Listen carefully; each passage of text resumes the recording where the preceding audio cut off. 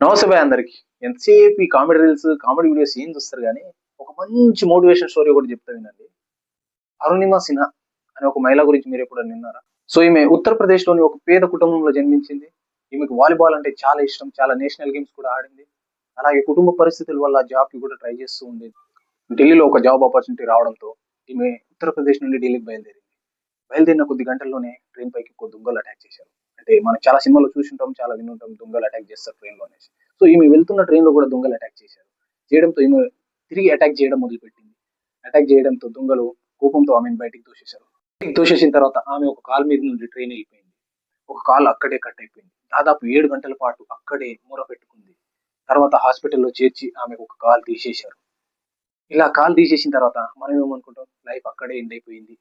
ఇక ఈమె లైఫ్ ఇంతే అనుకుంటాం. కానీ పూర్ణిమ సిన్హా తన లైఫ్ ఎండ్ అయిపోయిందని అక్కడితో ఆపలేదు.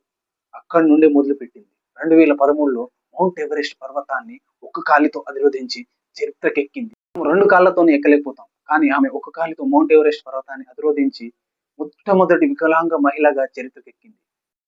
మౌంట్ ఎవరెస్ట్ ఒకటే కాదు భయ్య, 7 ఖండాల్లోని ఎత్తైన పర్వతాలను కూడా అధిరోహించింది. తనలాంటి వాళ్ళని ఎంతో మందిని కూడా సాయం కూడా చేస్తుంది. ఇన్స్పిరేషన్ గాను నిలుస్తుంది. ఇలా మీరు కూడా ఇన్‌స్పైర్ అయిన వ్యక్తులు ఎవరైనా ఉన్నారా? ఉంటే కామెంట్ చేయండి.